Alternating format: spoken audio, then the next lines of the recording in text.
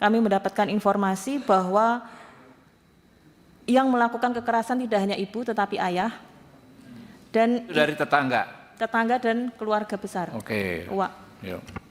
Dan itu sudah terjadi terutama lebih intens 4 tahun terakhir. Hari Rabu tanggal 25 Februari kami melakukan pengawasan langsung pertama ke Jampang Kulon, Sukabumi, kemudian yang kedua ke Polres Sukabumi. Nah, di Jampang Kulon kami bertemu dengan keluarga, yakni keluarga Uwak, karena keluarga Uwak dari Ananda NS ini yang sangat dekat dan bahkan Ananda NS dimakamkan di dekat rumah Uwak.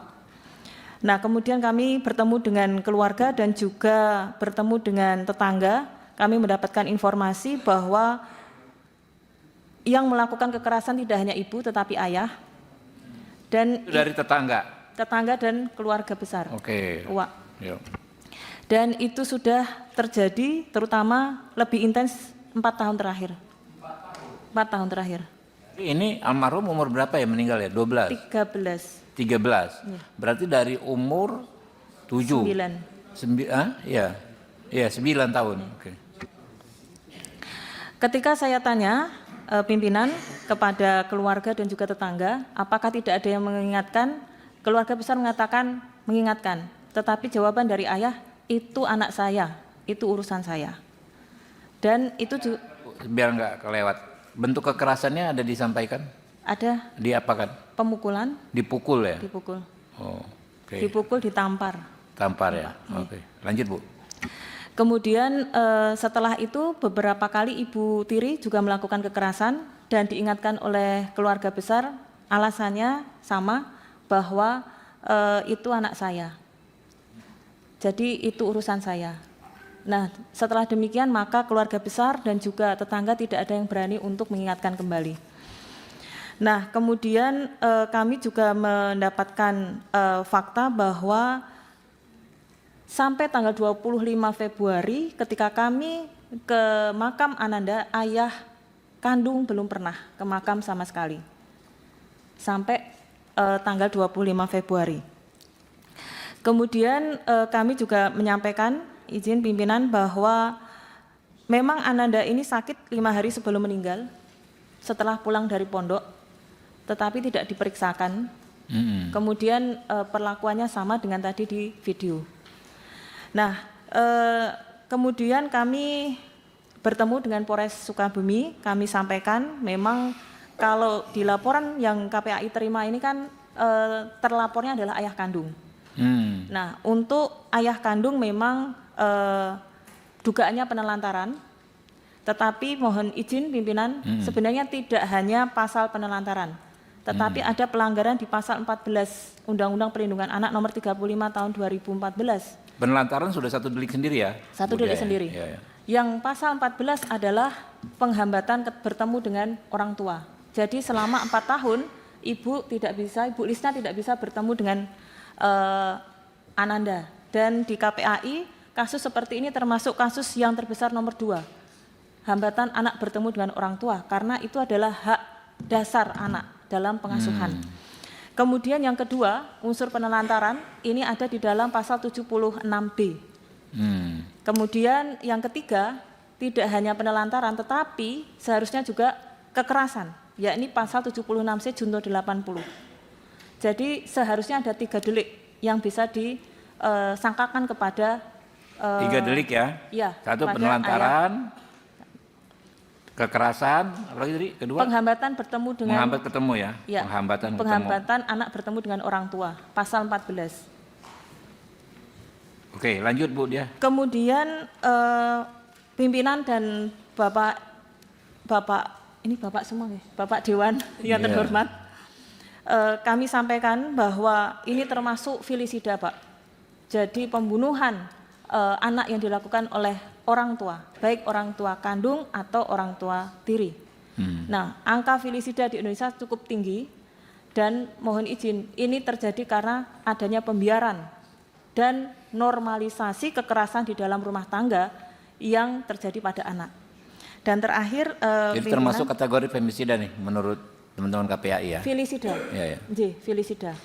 Dan dalam filisida ini selalu ada unsur perencanaan. Oh. Mohon izin. Karena sebelum filisida itu pasti terjadi kekerasan-kekerasan kecil sebelumnya.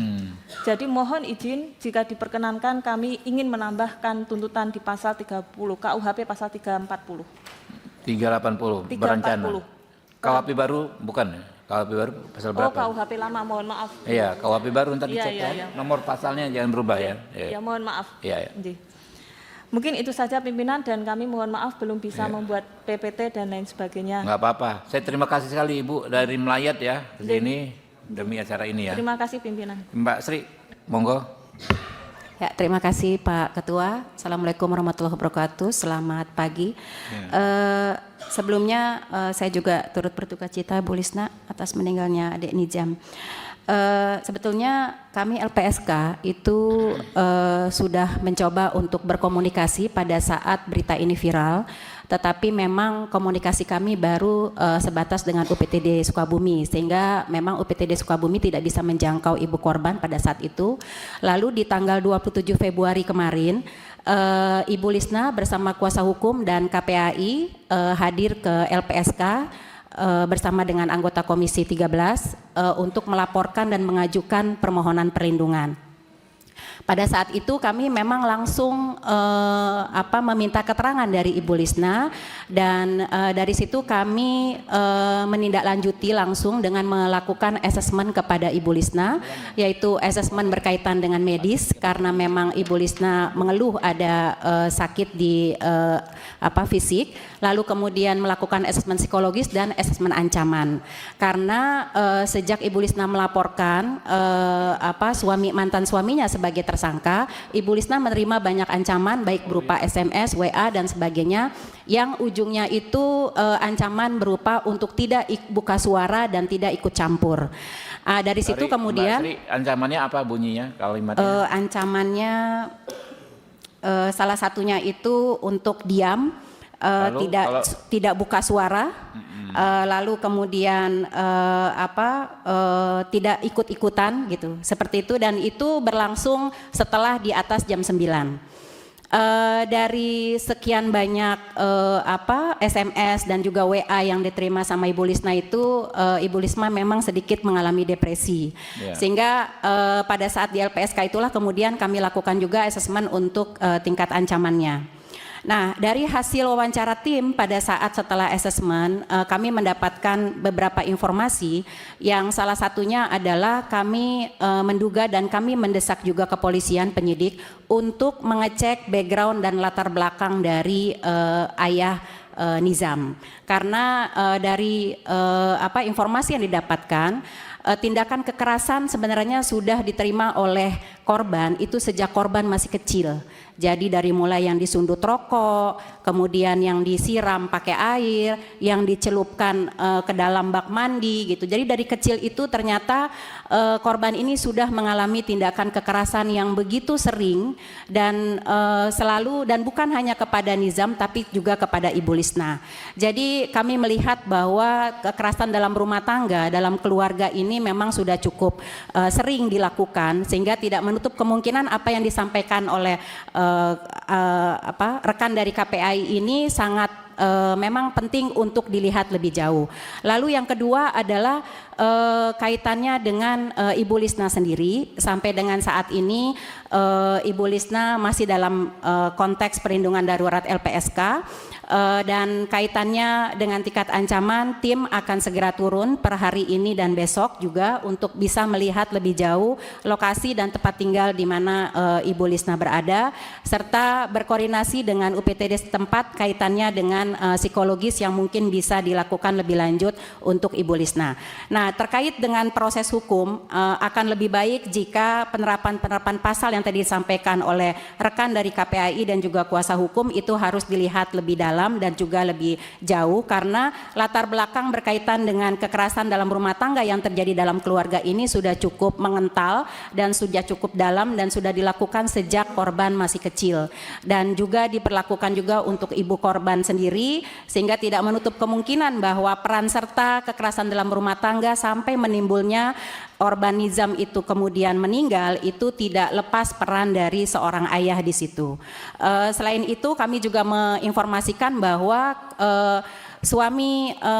mantan suami Ibu Lisna ini kebetulan adalah anggota geng yang menurut saya juga patut untuk atensi lebih lanjut kepada Bapak kepolisian ya, khususnya karena ini kaitannya dengan ancaman yang seringkali diterima oleh Ibu Lisna. Mungkin begitu Pak Ketua, terima kasih. Assalamualaikum. Ya.